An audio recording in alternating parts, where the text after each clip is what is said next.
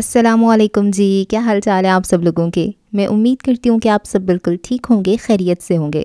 Novel پھر یوں ہوا بائی واجد ابرار کی یہ سیکنڈ ایپیسوڈ ہے۔ کیا ملتا ہے تمہیں کسی کا دل دکھا کر؟ وہ واپس کچن میں آئی تو روحان نے اسے بڑی مایوسی سے دیکھا تھا۔ تمہیں میرا دکھا ہوا دل دکھائی نہیں دیتا؟ ایک لمحے کو رک کر اس نے روحان کو جواب دیا اور پھر ناشتے کے خالی برتن اٹھانے لگی۔ فی الحال تو مجھے تمہارا دکھایا ہوا دل دکھائی دے رہا ہے، ایک اپنے سینے میں اور ایک، اس نے کہنا چاہا تھا مگر وہ خاموش ہی رہا۔ مجھے دیر ہو رہی ہے، میں چلتا ہوں۔ اس نے کچھ مزید کہے بغیر میز سے اپنا فون اٹھا کر ڈرائیو ایپ اوپن کر کے نیویگیشن کو آن کیا اور اسے خدا حافظ کہہ کر باہر گاڑی کے پاس چلا آیا۔ ماہین بھی دروازے تک آئی تھی۔ میں تمہیں معاف کر رہی ہوں، لیکن پہلی اور آخری بار، یاد رکھنا، آخری بار۔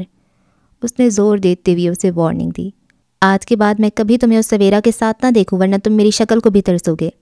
روحان نے مڑ کر اسے دیکھا، تباہ حال نظروں سے، ایسی نظروں سے جن میں دیکھنے والے کی چاہت شامل نہ ہو۔ اس نے اس بات میں سر ہلایا اور گاڑی کا گیٹ کھول لیا۔ ماہین نے آگے بڑھ کر گھر کا گیٹ پورا کھول دیا۔ گیٹ سے نکلتے ہوئے اس نے شیشہ اتار کر ماہین کو نظر بھر دیکھا۔ اس کے دیکھنے میں وہی احساس تھا جو کسی کو آخری بار دیکھنے میں ہوتا ہے۔ گاڑی باہر نکلی تو ماہین نے گیٹ بند کر دیا۔ گیٹ بند کے وہ فوراً اندر آئی اور میز پر پڑا ہوا اپنا فون اٹھا کر ٹیکسٹ کرنے لگی، جبکہ گیٹ بند ہونے پہ روحان کچھ دیر وہیں گاڑی روکے کھڑا رہا۔ سورج سوا نیزے پر آ چکا تھا، گرمی کے پر چاروں طرف پھیل چکے تھے، پکی سڑکیں اور فرش کوئلے کی طرح دہک رہی تھیں۔ گزشتہ دنوں میں ہونے والی چند بارشوں نے بھی گرمی کو مات نہیں دی تھی، الٹا گرمی میں اضافہ ہی ہوا تھا۔ گھر کے معمول کے کام کرتے ہوئے اس کی پیشانی بھی متواتر پسینے میں شرابور رہی۔ کاموں سے فارغ ہو کر وہ ہال میں لگے دونوں پنکھے آن کر کے بیٹھ گئی۔ دوپٹے سے اپنا چہرہ صاف کرتے ہوئے اس کی نگاہ سامنے میز پر پڑے ہوئے اپنے فون پر پڑی۔ آگے بڑھ کر اس نے فون اٹھا لیا۔ آفتاب کی طرف سے موصول ہونے والے واٹس ایپ میسج کھول کر اس نے گہری سانس لی۔ تو پھر کیا فیصلہ کیا ہے تم نے؟ پیغام کے ساتھ ہی کلجھن بھرا ایموجی بھی تھا۔ میں اپنا فیصلہ تمہیں سنا چکی ہوں آفتاب، اگر تمہیں میری دونوں شرطیں منظور ہیں تو۔ جواب ٹائپ کرنے سے پہلے اس نے کچھ لمحوں کے لیے آنکھیں بند کر کے کچھ سوچا تھا۔ آفتاب جیسے اس کے جواب کا انتظار کر رہا ہو، اس نے فوراً لکھ بھیجا، مجھے تمہاری ہر شرط منظور ہے۔ ایک سرخ دل بھی آیا تھا۔ اگر بعد میں مکر گئے تو؟ 5-6 سوالیہ نشان اس نے دل کے جواب میں بھیجے۔ مر جاؤں اسی وقت اگر انکار کروں۔ اب کی بار دل میں ایک دراڑ تھی۔ یہ سب کہنے کی باتیں ہیں۔ ٹائپ کرنے کے بعد اس نے وال پہ لگی روحان کی تصویر کو ترس کھاتی نگاہوں سے دیکھا اور دیکھتی چلی گئی۔ تم جانتی ہو میں صرف باتیں نہیں کرتا۔ مرد شادی سے پہلے محبوب ہوتا ہے، اکثر بعد میں خدا بن جاتا ہے۔ جواب دینے کے بعد وہ پھر سے روحان کو دیکھنے لگی۔ اس کی تصویر کے ساتھ ساتھ اس کا اپنا دل بھی اس کے اس جواب کی نفی کر رہا تھا۔ وہ تو شادی کے 5 سال بعد بھی اس سے اتنی ہی محبت کرتا تھا جتنی شادی سے پہلے جتایا کرتا تھا، بلکہ شادی کے بعد تو اس کی محبت میں جنون بھی ٹپک پڑا تھا۔ میں دوسرے مردوں کے بارے میں کچھ نہیں کہہ سکتا، میں تمہیں اپنی گارنٹی دے سکتا ہوں۔ یاد رکھنا آفتاب، اگر تم خود نہ بھی مرے تو میں تمہیں مار دوں گی اگر تم نے مجھے کوئی دھوکہ دیا تو۔ اسے تنبیہ کرنے کے بعد اس نے فون واپس رکھ دیا۔ اسے اس بات سے غرض نہیں تھی کہ آفتاب نے اسے اس بات پر کیا جواب دیا ہوگا۔ وہ روحان کی تصویر کے مزید پاس چلی آئی۔ دونوں آنکھوں سے 2 موتی بھی لڑک کر گالوں پر گرے تھے۔ پھر تصویر اس سے باتیں کرنے لگی۔ انسان کی خواہشیں کبھی بھی نہیں مرتی ماہی، مجھے لگا تھا تمہیں پانا میری زندگی کی آخری خواہش ہے۔ وہ ایک دن کسی پارک میں ایک ساتھ چلتی ہوئی آئس کریم کھا رہے تھے۔ روحان کی بات پر ماہین چلتے چلتے رک گئی تھی۔ تو کیا مجھ سے بڑھ کر بھی کوئی خواہش ہے تمہاری؟ وہ قدرے غصے سے پوچھ رہی تھی۔ ہاں، بس ایک اور خواہش۔ وہ زبان دانتوں تلے دباتا ہوا قدرے سہم کر بولا۔ روحان کے بچے، پٹو گے تم میرے ہاتھوں سے۔ وہ اسے انگلی کے اشارے سے دھمکی دیتی ہوئی اس تک آئی تھی۔ ارے تم کچھ غلط سمجھ رہی ہو، پہلے سن تو لو کہ میں کس خواہش کی بات کر رہا ہوں، شاید تمہاری بھی وہی خواہش باقی ہو۔ وہ شرارتاً مسکرایا تھا۔ کیا ہے وہ خواہش؟ ماہین نے اعصاب ڈھیلے چھوڑتے ہوئے پوچھا تھا۔ خواہش بس اتنی سی ہے کہ کسی روز آئس کریم کھانے والے صرف ہم 2 نہ ہوں بلکہ 3، 4، 5 ہوں۔ اس نے ایک مسرور سی مسکراہٹ کے ساتھ اپنی خواہش بتائی تھی۔ اب یہ مت کہنا کہ تم ایسا نہیں چاہتی۔ آف کورس میں بھی یہی چاہتی ہوں، انشاءاللہ ایک دن ضرور ایسا ہوگا، لیکن روحان، میں نے نوٹ کیا کہ تم بہت زیادہ سوچتے ہو اس بارے میں۔ مجھے نہیں پتہ تھا کہ تمہیں بچے اتنے پسند ہیں۔ کسے پسند نہیں ہوتے؟ کیا تمہیں نہیں پسند؟ دوبارہ سے آئس کریم کا چمچ بھرتے ہوئے اس نے پوچھا تھا۔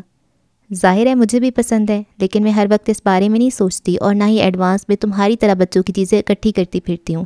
اللہ کی دین ہے، جب وہ چاہے گا نواز دے گا بس۔ ماہین کا لہجہ سرسری تھا، وہ اس معاملے میں اس جتنی حساس نہیں تھی۔ روحان نے دل بھر کر خاموش نظروں سے اسے دیکھا تھا۔ فون کی وائبریشن نے میز پر تھرتھلی مچائی تو یادوں کی دنیا کا سحر ٹوٹ گیا۔ اس نے روحان کی تصویر سے نظریں ہٹا کر فون کی جانب دیکھا۔ اسکرین پر اسی کا نام دیکھ کر اس نے کال اٹینڈ کر لی۔ کیا کر رہی تھی؟ حال احوال کے بعد روحان نے معمولی سا سوال کیا۔ وہ اس وقت ایک مسافر کو ریلوے اسٹیشن اتار کر اگلی رائڈ کا انتظار کر رہا تھا۔ تمہیں ہی دیکھ رہی تھی، وہ مدھم سے لہجے میں بولی۔ اچھا، وہ دھیما سا مسکرایا۔ کیا دکھائی دیا پھر؟ بس وہ پہلے والا روحان ڈھونڈ رہی تھی مگر نہیں ملا، اس نے ہلکی سی سرد مسکراہٹ سے جواب دیا۔ وہ والا روحان اب تمہیں کبھی نہیں ملے گا۔ اس کی آواز میں بے انتہا تلخی بھری تھی۔ کیوں؟ ماہین نے تڑپ کر پوچھا۔ تم خود جو پہلے والی ماہین نہیں ہو، وہ بے بس سا مسکرایا۔ جو انسان خود پہلے جیسا نہیں رہتا اسے باقی سب بھی بدلے بدلے سے دکھائی دیتے ہیں۔ مرد کسی غیر عورت کی طرف دیکھے تو بیوی کی آنکھوں کا رنگ بدل جاتا ہے، یہ فطری سی بات ہے۔ وہ بھی تلخ ہوئی۔ اور اگر بیوی کی نگاہ کسی غیر مرد کی طرف اٹھے تو شوہر کا سر جھک جاتا ہے۔ وہ اسے ترکی بترکی جواب دینا چاہتا تھا مگر اس بات کو وہ نہ جانے کیسے نکل گیا۔ حالانکہ کچھ باتیں کہہ دینی چاہیے، خاص طور پر وہ باتیں جس سے دل کو زنگ لگنے کا اندیشہ ہو۔ جواب تو چپ کیوں ہو گئے؟ اس کے کانوں میں ماہین کا تیکھا لہجہ گونجا۔ محبت کی گلاب پر شک کی بیٹھی ہوئی مکھی شہد نہیں زہر بناتی ہے ماہی۔ جب سے تم نے یہ مکھی بٹھائی ہے زہر روز ہماری رگوں میں اترتا ہے۔ محبت مرتی جا رہی ہے لیکن تم مکھی اڑانے کے حق میں نہیں ہو۔ وہ ٹوٹی ہوئی لہجے میں بولا۔ میں اتنی اعلیٰ ظرف نہیں ہوں روحان کے سب کچھ جانتے ہوئے بھی مکھیاں اڑاتی پھروں، وہ تنک کر بولی۔ تو تم مان رہی ہو کہ تم کم ظرف ہو؟ اس نے تھوک نگلا تھا۔ عورت کم ظرف نہیں کمزور ہوتی ہے ان معاملوں میں۔ تمہیں معاف کر کے بھی میرے دل کی خلش دل سے نہیں جاتی، میں کیا کروں؟ بالکل بے بس ہو چکی ہوں۔ جب بھی اس سویرا کا چہرہ یاد آتا ہے تو تمہاری آنکھوں پہ شک جاتا ہے، تمہارے دل کا ٹوٹا ہوا پہرا دکھائی دیتا ہے۔ مجھے تو لگتا ہے تم جان بوجھ کر مجھے بے وفا ثابت کرنے پر تلی ہو، اس نے ضبط سے اپنے ہونٹ بھینچتے ہوئے کہا۔ اتنے سالوں سے دیکھ رہی ہوں سویرا کو، اس کا تمہاری طرف خاموش اور عجیب نظروں سے دیکھنا، تمہارے دل میں اس کے لیے بے پناہ عزت کا ہونا، وہ بھی بنا کسی رشتے کے۔ ہمسائی ہے وہ ہماری، مت بھولو کہ جب مشکل وقت میں ہم یہاں شفٹ ہوئے تھے تو کس قدر مدد کی تھی اس نے اور آنٹی نے۔ کئی روز تک تو 3 وقت کا کھانا بھی کھاتے رہے ہیں ہم ان کے ہاں، بدلے میں ایک عزت کے سوا اور دے ہی کیا سکتے ہم انہیں۔ اس کی شادی پر مدد کر کے اس کا حساب چکتا کر دیا تھا ہم نے، مگر پھر بھی تم نے یہ لیک سلیک والا تعلق قائم رکھا۔ اور اس بے حیا کو بھی شرم نہیں آتی جو اکثر تمہارے سامنے آ جاتی ہے؟ اور اگر اتنی ہی معصوم ہوتی وہ تو تمہیں روحان کی بجائے روحان بھائی کہتی، مگر نہیں، اپنا شوہر نکل کر اب میرے شوہر کے پیچھے ہاتھ دھو کر پڑ گئی ہے۔ ماہین اپنے آپے سے باہر ہو رہی تھی۔ روحان کے پاس اپنے دانت پیسنے اور ہونٹ بھینچنے کے سوا کوئی چارہ نہیں تھا۔ اس نے وہی کیا۔ کیوں کر رہی ہو یہ سب؟ اس نے بے بسی سے پوچھا۔ میں کیا کر رہی ہوں؟ وہ تل ملا اٹھی۔ کیوں محبت سے پیچھا چھڑانا چاہتی ہو؟ انداز وہی تھا۔ تم پاگل تو نہیں ہو؟ ماہین نے بے یقینی کے سے لہجے میں کہا۔ ہوں نہیں، لیکن شاید بنایا جا رہا ہوں۔ وہ بمشکل اپنی آواز کو بھیگنے سے روک پایا، تاہم آنکھیں اس کے ضبط کے جال میں نہیں آئی تھیں، وہ بھیگ چکی تھیں۔ جو آنکھیں محبت کی وجہ سے بھیگتی ہیں ان سے پانی نہیں نکلتا، ایک بے رنگ خون بہتا ہے۔ ماہین پہ جو حملہ اس نے کیا اس سے وہ سنبھل نہیں پائی تھی، اس سے کچھ لمحوں کی خاموشی اختیار کرنی پڑی تھی۔ تمہیں اس سویرا نے پاگل کر دی ہے اپنی معصومیت سے، سادہ دلی سے، وہ کچھ دیر بعد شکست خوردہ سی بولی۔ تم اسے سادہ دل بھی کہتی ہو اور معصوم بھی مانتی ہو، لیکن پھر بے حیائی کے طعنے بھی دیتی ہو۔ تم بہت کنفیوزڈ ہو ماہین، بہت کنفیوزڈ۔ میں کنفیوزڈ نہیں ہوں، ہاں وہ ہے معصوم، ہے اس کے اندر سادہ دل، لیکن مت بھولو کہ لڑکی ان دونوں صفات کا مظاہرہ اگر کسی پرائے لڑکے سے کرے گی تو بے حیا ہی کہلائے گی۔ میں نے تم سے اپنے اور تمہارے بارے میں بات کرنے کے لیے کال دی، مگر تم پھر کسی تیسرے کو درمیان میں گھسیٹ کر ہمارے رشتے کا ستیہ ناس کر رہی ہو۔ وہ تنگ آ کر بولا اور کال کاٹ دی۔ وہ بہت کچھ کہنا چاہتا تھا پچھلے کچھ دنوں سے اور خاص طور پر گزشتہ روز سے، مگر وہ کہہ نہیں پایا۔ وہ ماہین کی حد دیکھنا چاہتا تھا، وہ دیکھنا چاہتا تھا کہ بے وفائی کی حد کیا ہوتی ہے۔ وہ اچھی طرح جانتا تھا کہ سویرا کو بیچ میں گھسیٹ کر وہ خود کو اپنی بے وفائی کی جسٹیفیکیشن دے رہی ہے۔ اس کا نام سویرا سے جوڑ کر وہ اپنا نام اس کے نام سے ہٹانا چاہتی ہے، لیکن وہ براہ راست مجھ سے بات کر کے بھی مجھ سے جدا ہو سکتی ہے، پھر کیوں وہ ان غلیظ ہتھ کنڈوں کا استعمال کر رہی ہے؟ یہ بات اس کی سمجھ سے باہر تھی، اس سے اپنے اس کیوں کا جواب نہیں مل رہا تھا۔ باقی سارے جواب اسے مل چکے تھے، گزشتہ دنوں بھی اور آج صبح بھی۔ جب وہ گاڑی لے کر گھر سے نکلا تھا، کچھ ہی دور جانے پر اسے سڑک کے کنارے چلتی ہوئی سویرا دکھائی دی تھی۔ ہمدردی کے تحت اس نے گاڑی روک کر ہارن دیا تھا۔ یہ ہمدردی اس کی ماہین کے ہاتھوں ایک بار پھر ذلیل ہونے نے پیدا کی تھی۔ ہارن سن کر اس نے مڑ کر روحان کی گاڑی کو دیکھا، تب تک وہ شیشہ اتار چکا تھا۔ آ جائیں، میں چھوڑ دیتا ہوں آپ کو، اس نے ہمدردی بھرے انداز میں اسے آفر کی تھی۔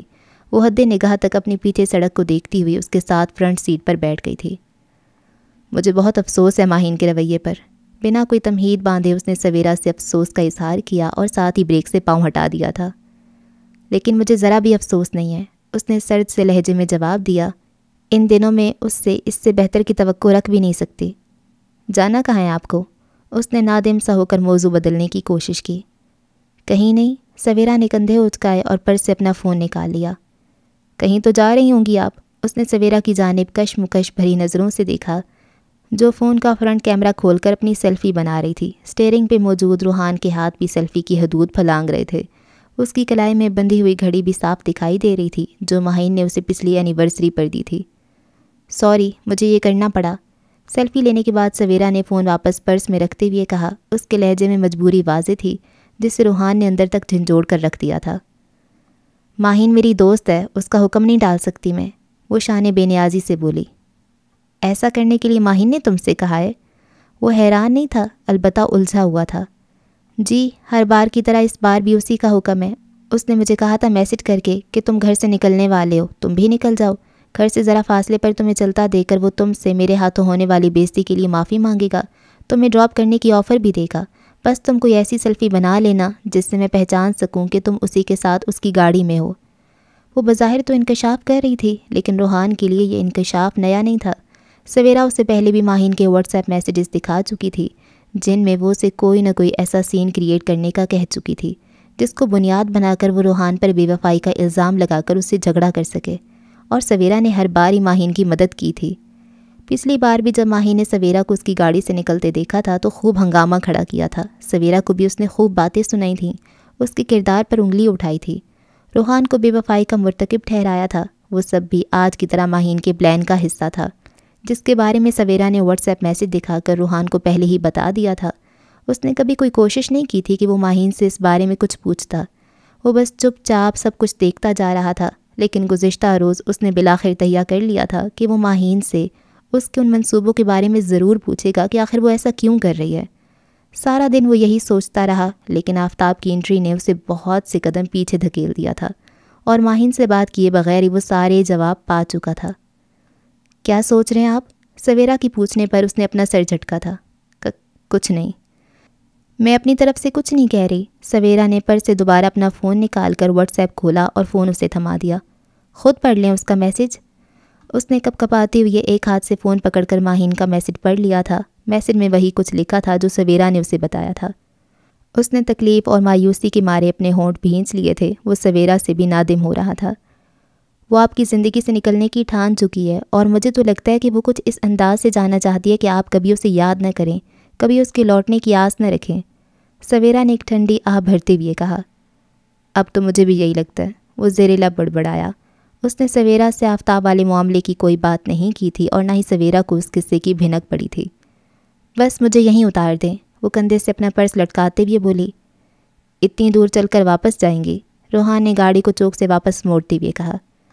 میں آپ کی گاڑی میں گھر کے سامنے چڑھنا یا اترنا نہیں چاہتی، اس نے وجہ بتائی۔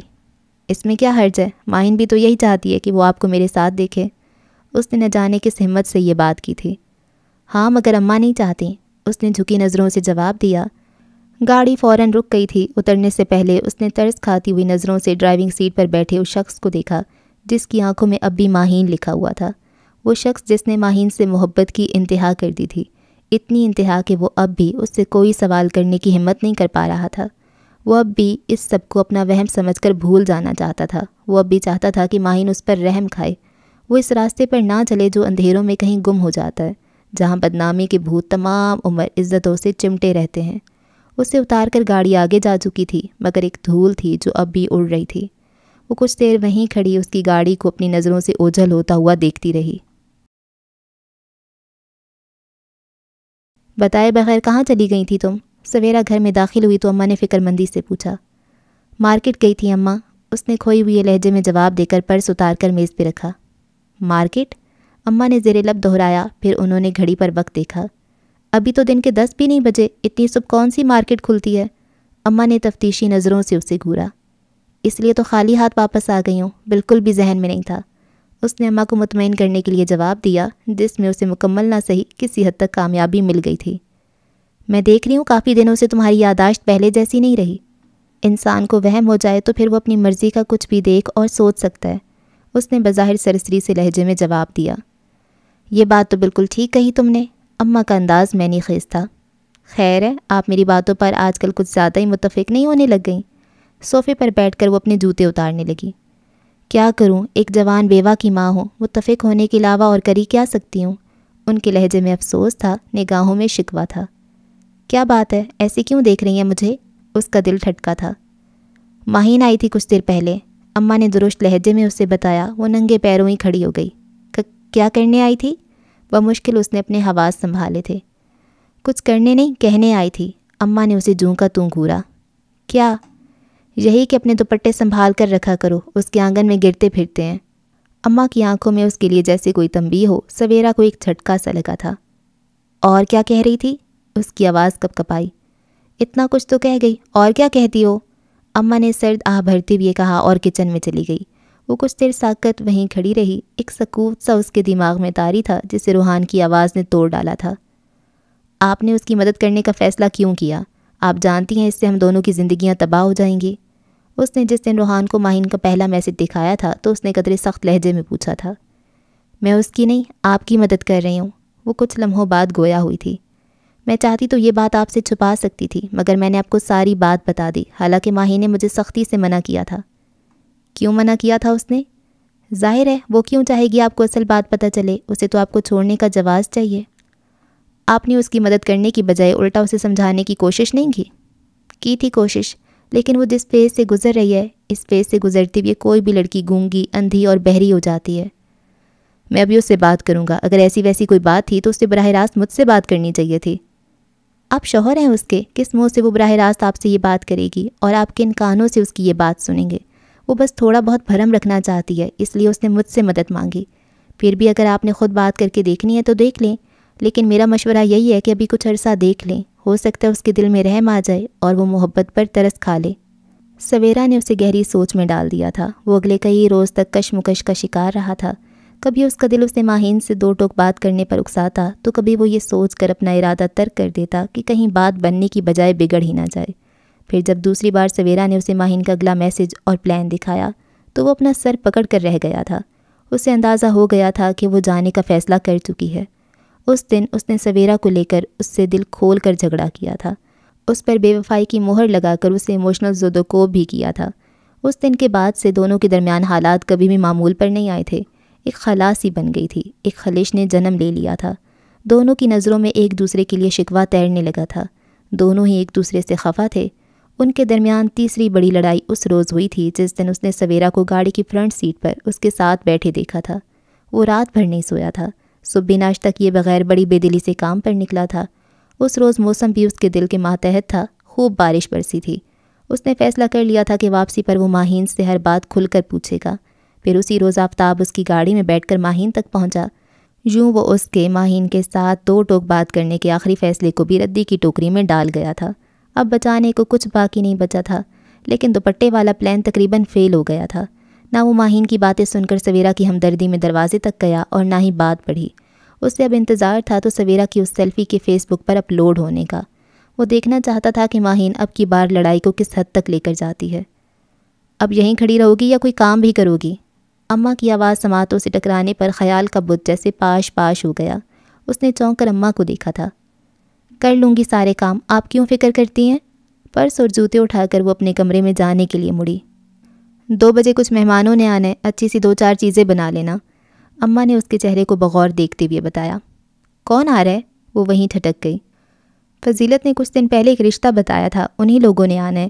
ابھی کچھ دیر پہلے فون آیا تھا فضیلت کا، بتا رہی تھی کہ ان لوگوں کو۔ اماں، ایسا کچھ طے کرنے سے پہلے آپ کو مجھ سے پوچھنا چاہیے تھا، اس نے تکلیف بھری نظروں سے اماں کو دیکھتے ہوئے ٹوکا۔ لو بھلا اس میں پوچھنے والی کیا بات ہے، جوان جہان بیٹی کو گھر میں بٹھا کر تو نہیں رکھوں گی۔ اماں نے اس کے چہرے کے تاثرات کو ذرا بھی گھاس نہیں ڈالی۔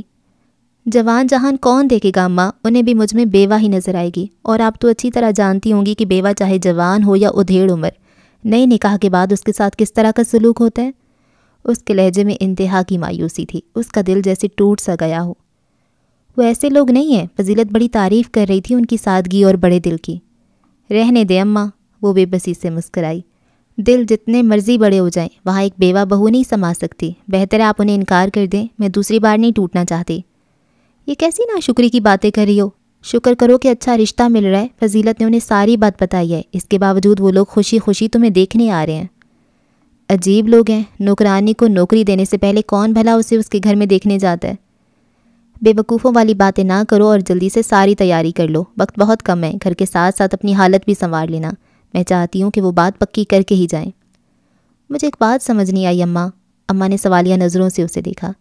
یہ بات آپ نے مجھے آتے ہی کیوں نہیں بتائی؟ کہیں ایسا تو نہیں کہ ابھی آپ نے فون کیا ہو فضیلت چچی کو؟ اس نے تفتیشی انداز میں اماں کو دیکھتے ہوئے پوچھا۔ ہاں میں نے فون کیا ہے۔ اس کی توقع کے برعکس اماں نے فوراً ہی ہتھیار ڈال دیے۔ کیوں؟ وہ افسردہ تھی۔ بتایا تھا تمہیں کہ ماہین آئی تھی، اس کی باتیں سن کر مجھے لگا کہ تمہیں اب رخصت کر دینا چاہیے اس گھر سے۔ اماں نے اسے مزید تلخ کر دیا۔ رخصت تو وہ ہونا چاہتی ہے اس گھر کی نچلی منزل سے اور روحان کی زندگی سے بھی، تو خمیازہ میں کیوں بھگتوں؟ اس کی وجہ تم ہو، اماں نے ٹھوس لہجے میں جواب دیا۔ میں نے کیا کیا ہے؟ اس نے بلند آواز میں پوچھا۔ یہ تو تم ہی جان سکتی ہو، اماں نے اسے گہری نظروں سے گھورا۔ وہ بالکل پاگل ہو چکی ہے اماں، اور اس کی وجہ سے آپ مجھے بھی پاگل کر دیں گی۔ اس کی جگہ کوئی بھی ہوتی پاگل ہو ہی جاتی، اماں نے ترکی بترکی جواب دیا۔ سویرا نے اپنے کندھے ڈھیلے چھوڑ کر ایک گہری سانس لے کر خود کو نارمل کرنا چاہا، تاہم وہ مکمل کامیاب نہ ہو پائی۔ اماں آپ کو کچھ نہیں پتہ، اس لیے آپ کسی اور کے کہنے میں آ کر میری زندگی کو داؤ پر مت لگائیں۔ نہیں پتہ تو تم بتا دو جو بھی بات ہے۔ بات صرف اتنی سی ہے کہ وہ روحان کے ساتھ نہیں رہنا چاہتی، اسے چھوڑ کر جانے کے بہانے تلاش کر رہی ہے۔ وہ محبت پر بے وفائی کا داغ لگا کر اپنے داغوں کو چھپانا چاہتی ہے۔ وہ نہیں چاہتی کہ روحان کی نظروں سے گر کر جائے، وہ اسے گرا کر جانا چاہتی ہے۔ وہ میں نے خیز لہجے میں اماں کو بتا رہی تھی۔ مجھے تو یہ ایک فرضی سی بات لگتی ہے، وہ لڑکی جس شخص کے لیے اپنا خاندان چھوڑ کر آئی ہے، وہ بھلا اسے چھوڑ کر کیوں جائے گی؟ اماں اس سے متفق نہیں تھی۔ وہی تو بات ہے اماں، جو لڑکی ایک شخص کے لیے سارا خاندان چھوڑ سکتی ہے، وہ کسی دوسرے کے لیے ایک شوہر کو کیوں نہیں چھوڑ سکتی؟ اس کے تو بچے بھی نہیں ہیں، اس کے لیے تو یہ سب اتنا مشکل بھی نہیں ہوگا۔ وہ اپنے لہجے میں ترشی کو گھلنے سے روک نہیں پائی۔ کوئی دوسرا شخص؟ اماں نے بے یقینی کے عالم میں زیر لب دہرایا۔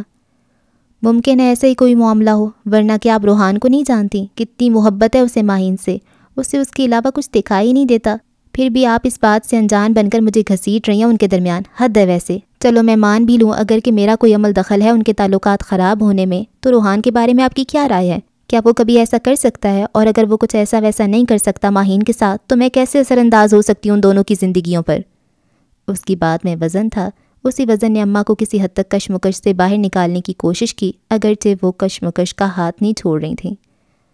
مجھے تو ماہین بھی ایسی نہیں لگتی، ان دونوں کے درمیان ضرور کوئی غلط فہمی ہے، اور اگر ایسا کچھ نہیں ہے تو وہ اتنے معنی خیز انداز میں تمہارا حوالہ دے کر کیوں گئی ہے مجھے؟ اس کی وجہ میں نے آپ کو بتا دی ہے، آگے آپ کی مرضی، جو چاہے نتیجہ نکال لیں، بس ان لوگوں کو آنے سے روک دیں، میں ذہنی طور پر تیار نہیں ہوں ابھی پھر سے شادی کے لیے۔ اپنے کمرے میں جانے سے پہلے اس نے ایک آخری بار اپنا حتمی فیصلہ سنایا۔ اب کیوں روک دوں انہیں آنے سے؟ اب تو تم نے بھی ساری بات کلیئر کر دیا، تو پھر اعتراض کس بات کا ہے؟ انہیں آ لینے دو، ہو سکتا ہے تمہیں بھی وہ لوگ پسند آ جائیں۔ اماں نے عقب سے جواب دیا۔ تب تک وہ اپنے کمرے میں داخل ہو گئی تھی۔ دروازہ بند کر کے اس نے چند گہری سانسیں لیں اور پھر پرس سے اپنا فون نکال لیا۔ شام کو وہ ذہنی طور پر تھکا ہارا گھر میں داخل ہوا تھا۔ دن بھر اس کا دماغ مکڑی کی طرح ایک جالا بنتا رہا اور وہ خود ہی بار بار اس جالے میں جکڑا جاتا رہا۔ ایسے کئی جالے پچھلے کئی ہفتوں سے وہ بن چکا تھا۔ گھر میں داخل ہونے سے پہلے وہ خود کو ایک متوقع ہنگامے کے لیے تیار کر چکا تھا۔ ایسے کئی متوقع ہنگاموں سے وہ پہلے بھی گزر چکا تھا۔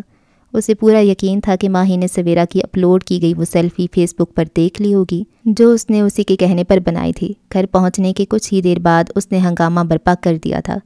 پہلے پہل تو وہ پرشکوہ انداز میں بات کا آغاز کیا کرتی تھی، مگر اس بار تو اس نے آغاز ہی چیخنے چلانے سے کیا تھا۔ سویرا کو جب روحان کی آمد کا پتہ چلا تو وہ بھی سائیڈ لان میں آ کر کھڑی ہو گئی تھی۔ کچن کی ونڈو سائڈ لان میں کھلتی تھی اور اس وقت بھی کھلی تھی۔ وہ دونوں ہال میں موجود تھے اور ان کی آواز سویرا کی سماعتوں تک پہنچ رہی تھی۔ ایک افسردگی سی اس کے چہرے پر چھائی ہوئی تھی۔ میں نے تم سے کہا تھا کہ اب کی بار میں تمہیں معاف نہیں کروں گی، ماہین کی بکھری اور بھرائی ہوئی آواز اسے سنائی دی۔ اس کے باوجود تم اس کے ساتھ، اس سویرا کے ساتھ گاڑی میں گھوم رہے تھے۔ تمہیں مجھ پر ترس نہیں آیا روحان؟ میرے پاس تمہارے علاوہ کوئی نہیں ہے۔ وہ خاموش کھڑا اسے یوں دیکھ رہا تھا جیسے ٹی وی پر ڈرامہ دیکھ رہا ہو اور اسے پتا ہو کہ کردار جو کچھ کہہ رہا ہے وہ اسے لکھ کر دیا گیا ہے۔ وہ بظاہر خاموش تھا مگر اندر سے ٹوٹ پھوٹ چکا تھا۔ میری باتوں کا جواب دو، تمہاری خاموشی سے میرا دل پھٹ جائے گا۔ ماہین نے آگے بڑھ کر اس کی شرٹ کو سینے سے پکڑ کر جھنجھوڑا مگر وہ جوں کا توں بت بنا رہا، بالکل ویسے ہی جیسے کھڑکی کے اس پار سویرا کھڑی تھی۔ ایک بار اس کا دل کیا کہ وہ بھی اس لڑائی میں کود پڑے مگر وہ ضبط کیے کھڑی رہی۔ میں سوچ بھی نہیں سکتی تھی کہ تم میرے ساتھ کبھی ایسا کرو گے۔ تم تو 24 گھنٹے کے لیے بھی میرا بھرم نہیں رکھ پائی۔ تم نے میری وارننگ کو اپنی بے وفائی کی نوک پر رکھا۔ بس یہی اہمیت ہے تمہاری نظروں میں میری اور میری تکلیف کی؟ اس کا لہجہ ٹوٹ رہا تھا، وہ بکھر رہی تھی۔ اس کی شرٹ کو جھٹک کر وہ اس سے 2 قدم دور ہو گئی۔ تم کہتے تھے کہ میں شک کرتی ہوں، ٹھیک کہتے تھے تم۔ مجھے شک نہیں کرنا چاہیے تھا، مجھے یقین کر لینا چاہیے تھا اسی دن جب پہلی بار تمہیں سویرا کے ساتھ دیکھا تھا۔ بار بار ٹوٹنے سے تو بہتر تھا کہ میں اسی دن ٹوٹ جاتی۔ تم نے میرے ساتھ اچھا نہیں کیا۔ اس کی آواز کی ساری طاقت مدھم پڑ گئی تھی۔ وہ گھٹی گھٹی آواز میں رو رہی تھی۔ وہ اب بھی چپ چاپ کھڑا تھا، تاہم ماہین کے رونے پر اس کا دل کیا کہ وہ آگے بڑھ کر اسے چپ کرائے، اسے کوئی دلاسا دے، مگر وہ ایسا نہیں کر پایا۔ وہ ایسا کر ہی نہیں سکتا تھا۔ سب کچھ جانتے بھی وہ ایسا کیسے کر سکتا تھا؟ وہ تو اپنے بارے میں اس کے منہ سے وہ سارا زہر اگلوانا چاہتا تھا جو اس نے اس کے آنے سے پہلے گھول کر رکھا تھا۔ کیا کچھ نہیں کیا میں نے تمہاری محبت میں؟ وہ اب زاروں کے تار رو رہی تھی۔ اپنا سب کچھ داؤ پر لگا کر تمہیں حاصل کیا اور تم نے یہ بھاؤ لگایا میری محبت کا؟ مجھے تو ابھی بھی یقین نہیں آ رہا کہ میرے ساتھ یہ سب تم کر رہے ہو روحان۔ نیچے بیٹھ کر اس نے منہ پر اپنے دونوں ہاتھ یوں رکھے جیسے وہ اپنے رونے کی آواز کو دبانا چاہتی ہو۔ Same to you.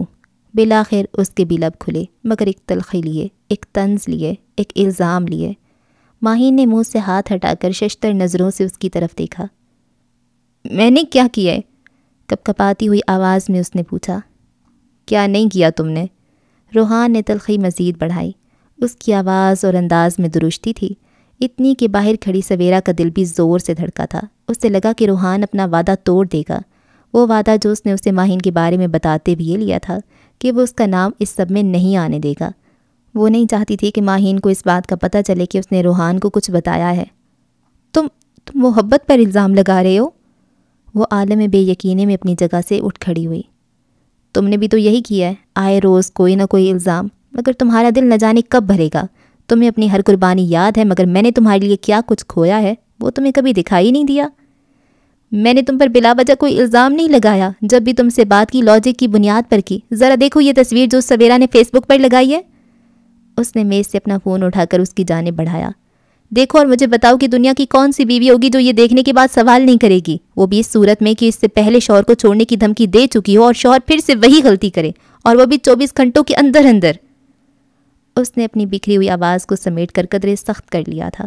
روحان نے اس کے ہاتھ سے فون نہیں پکڑا۔ 2 ٹوک انداز میں اس نے اپنے کندھے اچکائے۔ اس سب کا اب کوئی فائدہ نہیں ہے، تمہیں جانا ہے تو تم جا سکتی ہو، میں تم سے کچھ نہیں پوچھوں گا، کچھ بھی نہیں۔ اس نے ماہین کی آنکھوں میں اپنی آنکھوں کی پوری طاقت سے دیکھتے ہوئے کہا۔ نگاہیں اس قدر طاقتور تھیں کہ اس کی آنکھوں کا بھرکس نکال گئیں۔ سارا پانی اس کے گالوں پر کسی طغیانی کے ساتھ بہنے لگا۔ اس کا حتمی انداز اسے مکمل طور پر توڑ چکا تھا۔ وہ اب اس سے مزید کیا سوال کرتی، کیا پوچھتی؟ الٹا وہ تو اسے یقین دلا رہا تھا کہ وہ اسے چھوڑنے کے لیے غلطی پر غلطی کر رہا ہے۔ سویرا نے گہری سانس لی تھی، یوں جیسے اب اسے بھی یقین ہو گیا تھا کہ ساری کشتیاں جل چکی ہیں، اب بات کنارے نہیں لگے گی۔ وہ اس ساری صورتحال پر بس افسوس ہی کر سکتی تھی، وہی اس نے کیا تھا۔ میں کہاں جاؤں گی تمہارے بغیر؟ حال ماہین کی سسکیوں سے گونج رہا تھا، جبکہ وہ دل ہی دل میں اسے اس شاندار اداکاری پر کئی آسکر دے چکا تھا۔ تم چل تو پڑی ہو، کہیں نہ کہیں تو پہنچ ہی جاؤ گی، لہجہ میں نے خیز تھا۔ تمہارے بغیر میری کوئی منزل نہیں ہے روحان، سے سکتی ہوئی آواز آئی۔ ہونی بھی نہیں چاہیے، کیونکہ عورت جب ایک بار بغاوت کے راستے پر چل نکلتی ہے تو منزلیں اس پر حرام ہو جاتی ہیں، اس نے برجستگی سے جواب دیا۔ ٹھیک کہہ رہے ہو تمہارے لیے اپنے خاندان سے بغاوت کی تھی میں نے، منزل کیا خاک ملنی تھی؟ اب کی بار اس کا لہجہ ترش اور انداز پچھتاوے کا مارا تھا۔ گڈ، وہ نہ جانے کس طرح سے مسکرایا۔ ویری گڈ، تمہاری اس مسکراہٹ نے مجھے میری اوقات بتا دی ہے، ورنہ جسے محبت ہو وہ محبوب کے رونے پر مسکرا نہیں سکتا۔ وہ شکست خوردہ تھی۔ یہ تو اوقات کی بات ہے، کوئی مسکرا کر اپنی اوقات دکھاتا ہے اور کوئی رو دھو کر۔ وہ بے اختیار برمحل بولا۔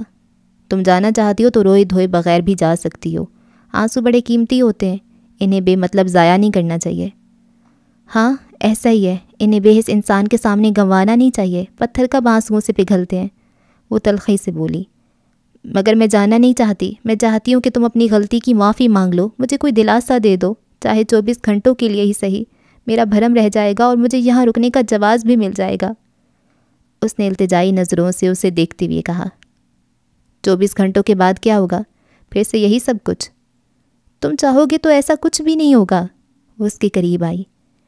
میرے چاہنے سے کیا ہوتا ہے، ہوگا وہی جو تم سوچو گی، وہ سرد مہری سے بولا۔ تم مجھے سوچنے کا جواز فراہم کرو گے تو ہی میں سوچوں گی نا۔ اس کا لہجہ بھی سرد تھا۔ جو فیصلہ کر چکا ہو اسے جواز مل ہی جاتا ہے، اب یہ ساری بحث اور رونا دھونا فضول ہے۔ وہ ایک آخری نظر اس پہ ڈال کر کہتا ہوا واش روم کی طرف چل دیا۔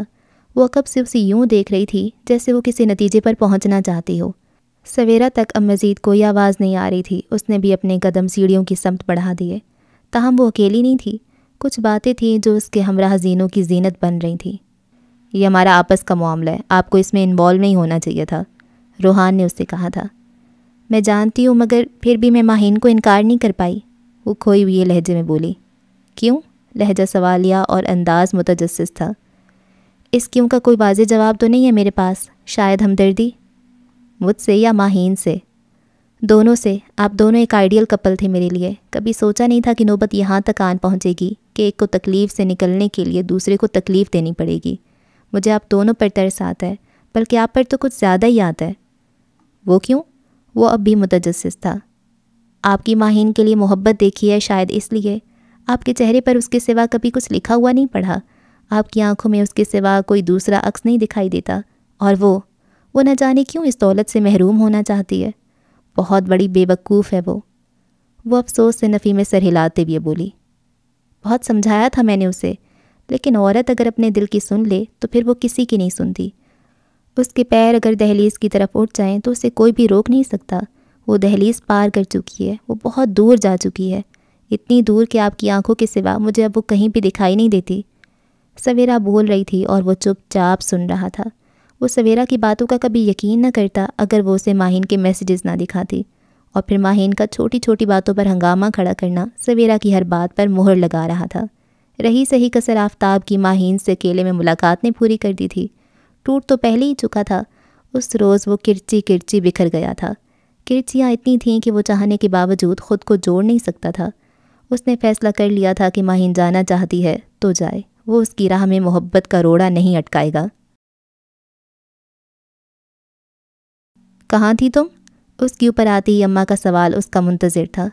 نیچے تھی، اس نے ٹھنڈی آہ بھری۔ اس وقت نیچے کیا کام تھا؟ اماں نے جائزہ لینے والی نگاہوں سے اسے دیکھا۔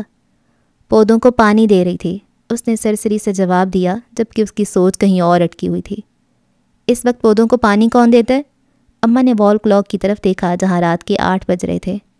اتنی گرمی ہے اماں، دن کو یاد ہی نہیں رہا، آئندہ دھیان رکھوں گی۔ اماں کے مزید سوالوں سے بچنے کے لیے اس نے قصہ ختم کرنا چاہا، مگر قصہ ختم نہیں ہوا تھا، البتہ اماں کے سوالوں کا موضوع بدل گیا۔ آج تو تمہاری ضد کی وجہ سے میں نے رشتے والوں کو آنے سے روک دیا، مگر کل تیار رہنا، کل کوئی بہانہ نہیں کر سکوں گی میں، ویسے بھی بیوہ لڑکی کی ماں ہوں، بہانے بناتی اچھی نہیں لگوں گی۔ بہت شکریہ مجھے ہر روز یاد دلانے کے لیے کہ میں بیوہ ہوں۔ اس نے مڑ کر ماں کو دیکھا۔ آپ کے کہنے کا انداز بھی ایسا ہوتا ہے جیسے میں شوق سے بیوہ ہوئی ہوں یا پھر فراز کو میں نے ہی مارا ہے۔ وہ یکدم جھنجھلا اٹھی اور اپنی کمرے کی طرف پڑھی۔ ارے میں تو… اماں کی بات مکمل کرنے سے پہلے ہی وہ اپنے کمرے کا دروازہ بند کر چکی تھی۔ بند دروازے سے ٹیک لگا کر وہ فرش پر ہی بیٹھ گئی اور گھٹنوں میں سر دے کر بے اختیار رو پڑی۔ اسے نہیں پتہ تھا کہ وہ کس بات پر رو رہی ہے، وہ بس خاموشی سے روئے جا رہی تھی۔ آدھی سے زیادہ رات بیت چکی تھی، کمرے میں اتنی ہی روشنی تھی جتنی چاند آسمان پر پھیلی گرد کی تہہ کو چیر کر بھیج سکتا ہے۔ وہ دونوں ایک دوسرے کے خیال میں سو رہے تھے، تاہم چاند کو خبر تھی کہ وہ دونوں ہی جاگ رہے ہیں۔ دونوں میں سے کسی نے بھی رات کا کھانا نہیں کھایا تھا اور نہ ہی دونوں میں دوبارہ کوئی بات چیت ہوئی تھی۔ دونوں نے ہی جیسے اپنی اپنی شکست تسلیم کر لی تھی۔ دونوں ہی ہارے ہوئے تھے۔ پچھلے 5 گھنٹوں میں ایک بھی لفظ نہیں تھا جو کسی کے منہ سے نکلا ہو۔ نکلتا بھی کیسے؟ دونوں ہی اپنا اپنا حساب کر چکے تھے۔ دونوں کے حصے میں ہی 0 آیا تھا، اور 0 کب کچھ بولتا ہے، خاص طور پر ایسی صورت میں کہ وہ تنہا رہ جائے، اس کے دائیں بائیں کچھ بھی نہ رہے۔ روحان نے سوچنے کا سفر 0 سے شروع کیا تھا کہ کیسے اسے لاشعوری طور پر فیس بک پر ماہین سے محبت ہو گئی تھی، کیسے محبت کی شدت اتنی بڑھ گئی کہ دونوں نے ساری مخالفتوں کے باوجود ایک ہونے کا فیصلہ کر لیا تھا۔ گزشتہ برسوں کی ساری زندگی کسی فلم کی طرح اس کے دماغی پردے پر جلوہ افروز تھی۔ 0 سے شروع ہونے والی فلم کے کلائمیکس تک پہنچتے پہنچتے اس کا چہرہ مکمل بھیگ چکا تھا۔ وہ ایک طرف منہ کیے لیٹا ہوا تھا، دونوں آنکھوں کے آنسو نرم تکیے میں کہیں گم ہو رہے تھے۔ فلم کلائمیکس سے آگے بڑھی نہیں رہی تھی۔ بار بار آفتاب کا چہرہ ناک بن کر اس کے دماغ کو ڈس رہا تھا۔ کچھ نقصان کبھی پورے نہیں ہو سکتے، خواہ اس نقصان کے بدلے بندہ دنیا جہان کے فائدے اکٹھے کر لے۔ دور کسی کھائی سے اسے آفتاب کی آواز آئی تھی، بس ایک بار ملاقات ہو جائے تو مجھے بہت سے سوالوں کا جواب مل جائے گا، زندگی کی رکی ہوئی گاڑی چل پڑے گی۔ آفتاب کی کچھ باتیں یاد کر کے اس نے گزشتہ دنوں میں ماہین کے پہلے سے بھی زیادہ بدلے ہوئے لہجے اور تیوروں پر غور کرنا شروع کر دیا تھا، اور پھر اس کے سویرا کو بھیجے گئے میسیجز پر ہر کڑی دوسرے سے مل رہی تھی۔ بے وفائی کے اسٹامپ پیپر پر مہر در مہر لگتی جا رہی تھی۔ بس ایک سوال تھا اس کے ذہن میں، حالانکہ اس کا جواب وہ بہت پہلے ہی جان چکا تھا۔ سویرا نے بھی اس کے سوال کا وہی جواب دیا تھا جو اس نے سوچا تھا۔ وہ میرے ساتھ آخر ایسا کیوں کرے گی؟ اس نے سویرا سے پوچھا تھا۔ میں کیا کہہ سکتی ہوں؟ یہ تو آپ کو بھی پتہ ہونا چاہیے کہ آخر کمی کہاں رہ گئی ہے جو وہ یہ قدم اٹھا رہی ہے۔ سویرا نے کندھے اچکا کر جواب دیا تھا۔ وہ سوچ میں پڑ گیا تھا۔ شاید وہ تنہائی کا شکار ہے۔ کچھ دیر بعد سویرا بولی تو وہ چونک کر خیالی دنیا سے باہر آ گیا تھا۔ تنہائی؟ اس نے زیر لب دھیما سا دہرایا۔ مجھے لگتا ہے کہ یہی ایک وجہ ہو سکتی ہے۔ آپ سارا دن گھر سے باہر ہوتے ہیں اور وہ اکیلی گھر پر۔ لڑکی شادی کے بعد 1-2 سال تو محبت میں گزار لیتی ہے، لیکن اس کے بعد اسے کچھ اور چاہیے ہوتا ہے دل لگانے کے لیے۔ وہ نظریں جھکا کر بات کر رہی تھی۔ وہ کھل کر روحان کو بتانا نہیں چاہ رہی تھی کہ وہ اولاد کی بات کر رہی ہے، مگر اسے پھر بھی سمجھ آ گئی تھی۔ دونوں آنکھوں سے مزید ایک ایک آنسو بہا اور تکیے کی آغوش میں کہیں گم ہو گیا۔ اس نے گردن موڑ کر ماہین کی طرف دیکھا۔ وہ اس کا چہرہ نہیں دیکھ پایا۔ وہ بیڈ کی دوسری طرف منہ کیے لیٹی ہوئی تھی۔ اس کے تئیں وہ سو رہی تھی، تاہم وہ کھلی آنکھوں سے سائیڈ میز پر رکھی اپنی اور روحان کی تصویر کو دیکھ رہی تھی۔ اس کی حالت بھی روحان سے کچھ مختلف نہ تھی۔ روحان کی طرح اس کی سوچوں کا محور بھی اس وقت آفتاب ہی تھا۔ اس دن جب وہ آیا تھا تو اس نے ہال میں لگی روحان کی تصویر کو اتار دیا تھا۔ اسے نہیں معلوم تھا کہ اس نے ایسا کیوں کیا تھا۔ وہ بس یہ نہیں چاہتی تھی کہ آفتاب اسے دیکھے یا روحان ان دونوں کو دیکھے۔ تب اسے وہ تصویر کسی CCTV کیمرے سے کم نہ لگتی اگر وہ اسے اتار نہ دیتی۔ رات ختم ہونے کی بجائے طوالت پکڑتی محسوس ہو رہی تھی۔ دونوں میں سے کسی کی بھی آنکھ نہیں لگی۔ شوہر ہو یا بیوی، دونوں میں سے کسی کا دل کہیں اور لگ جائے تو دوسرے کی آنکھ نہیں لگتی۔ ان دونوں کے تئیں ان دونوں کے دل کہیں اور لگ چکے تھے، تو پھر آنکھ کیسے لگتی؟ رات کیسے کٹتی؟ بس ایک کرب تھا، بے وفائی کا کرب، جو تمام رات آنکھوں سے چپکے سے بہتا رہا، مگر دونوں کو ایک دوسرے پر ترس نہ آیا۔ چاند البتہ رحم دل ثابت ہوا۔ بکھرے ہوئے تاروں کو سمیٹ کر وہ صبح کی گٹھڑی میں باندھ کر چلا گیا۔ یہ صبح معمول کی صبح نہیں تھی۔ نہ دونوں نے ایک دوسرے سے نظر ملائی تھی، نہ کوئی ایک لفظ بولا تھا۔ ماہین نے روٹین کے مطابق ناشتہ بنا تو لیا تھا، مگر نہ اس نے خود کوئی نوالہ کھایا، نہ ہی روحان کو طلب ہوئی۔ اسے بھوک نہیں تھی۔ رات بھر وہ کرب کے نوالوں سے اپنی سوچوں کا پیٹ بھرتا رہا تھا۔ خالی نظروں سے اس نے کام پر جانے سے پہلے ماہین کو دیکھا۔ جواباً اس کی نگاہیں بھی خالی تھیں۔ سارے گلے شکوے رفو چکر تھے۔ محبوب کی آنکھوں سے اگر شکوہ نکل جائے تو وہ آنکھیں اپنی کشش کھو دیتی ہیں۔ محبت تو پہلے ہی جیسے موتیے کا شکار تھی، بس ایک گلہ ہی تو بچا تھا جو گزشتہ کئی ہفتوں سے وہ ماہین کی آنکھوں میں دیکھ رہا تھا۔ اب کی بار جاتے ہوئے اسے وہ بھی دکھائی نہیں دیا۔ اس کی اپنی آنکھیں کہاں محبت اگل رہی تھیں، وہ بھی تو کشش کھو چکی تھیں ماہین کی نظروں میں۔ خداحافظ۔ وہ دروازے سے باہر نکل کر لان میں آنے لگا تو اس کے کانوں میں ماہین کی آواز جیسے کسی گہری کھائی سے آئی۔ اس کے قدم وہیں ساکت ہو گئے۔ پیچھے مڑ کر اس نے دروازے پر کھڑی ماہین کو دیکھا۔ دونوں کی نگاہیں ایک دوسرے سے ٹکرائیں، مگر کوئی دھماکہ نہیں ہوا، کوئی احساس پیدا نہیں ہوا، جذبات میں کسی قسم کا کوئی ارتعاش پیدا نہیں ہوا۔ بجھے ہوئے دل نہیں دھڑکے، رگوں میں جمے ہوئے خون نے حرارت نہیں پکڑی۔ خداحافظ۔ اس کے دل سے جواباً نکلا مگر لبوں سے نہیں نکلا۔ اصل خداحافظ ہوتا ہی وہ ہے جو دل سے نکل جائے۔ وہ اس کے دل سے نکل گئی تھی اور اب اس کا خدا ہی حافظ تھا۔ وہ بوجھل قدموں سے گاڑی تک آیا، لرزتے ہوئے ہاتھوں سے اس نے گیٹ کھولا اور اپنے وجود کو دھکا دے کر گاڑی میں بٹھایا۔ ماہین نے آگے بڑھ کر معمول کے مطابق گیٹ نہیں کھولا۔ وہ خود ہی نیچے اتر آیا اور جا کر گیٹ کھول دیا۔ گاڑی باہر لا کر وہ ایک بار پھر گاڑی سے اترا اور گیٹ کو باہر سے بند کر دیا۔ ماہین وہیں دروازے پر کھڑی رہی۔ جو ہی گیٹ بند ہوا اس کی آنکھوں کے بند ٹوٹ گئے، سارے زخم سیراب ہونے لگے۔ گیٹ بند کر کے وہ دوبارہ گاڑی میں بیٹھ ہی رہا تھا کہ اس کی نگاہ اوپر کوٹ گئی جہاں سویرا کھڑکی سے اسے دیکھ رہی تھی۔ اچھا جی، سیکنڈ ایپیسوڈ کو ہم یہاں پہ ختم کرتے ہیں اور تقریباً ہاف ناول ہو گیا ہے اور 2 ایپیسوڈز مزید آئیں گے۔ اور اللہ اللہ یہ کیا ہو گیا ہے؟ میں تو کہہ رہی تھی نہیں یہ بندی اچھی ہوگی، پر یہ بھی پوری ہے۔ یہ کیا کر رہی ہے یار؟ اب تو صاف صاف یہی لگ رہا ہے کہ دھوکہ دے رہی ہے اپنے ہسبینڈ کو، کیونکہ ظاہری بات ہے آفتاب اسی کے گھر آیا تھا، وہ سویرا کے پاس نہیں آیا تھا، جو مجھے لگ رہا تھا شاید سویرا کی طرف آ گیا ہو، غلط فہمی ہو گئی ہوگی، میں بھی کچھ زیادہ ہی پازیٹیو ہوں، لیکن نہیں۔ اور اس کے بعد اس نے وہ پکچر بھی ہٹا دی تھی، کیوں؟ اور اس کے بعد وہ ماہین کو بھی کہہ رہی ہے، سویرا کو بھی کہہ رہی ہے کہ تم ایسا کرو، لیکن مجھے لگ رہا ہے کہ ایسا نہیں ہوتا۔ نہیں، جو دکھایا جا رہا ہے وہ تو ٹھیک ایسا ہو سکتا ہے، لیکن پتہ نہیں کیوں مجھے لگ رہا ہے کہ آخر میں کوئی ٹویسٹ آ جائے گا، کچھ اور ہونا ہوگا، کچھ اور ہو جائے گا، کیونکہ میں اس رائٹر سے چونکہ واقف ہوں، ان کی میں نے پہلی والی رائٹنگز پڑھی ہوئی ہیں، تو کچھ کا کچھ ہو جاتا ہے۔ ابھی بھی میں سویرا پہ بار بار شک کر رہی ہوں۔ سویرا پہ شک کیا جا سکتا ہے، نہیں کیا جا سکتا، اتنی سادہ کہانی نہیں لگ رہی مجھے جو کہ دکھائی جا رہی ہے، اور اگر جو دکھائی جا رہی ہے وہی حقیقت ہے تو پھر تو بہت برا کر رہی ہے ماہین۔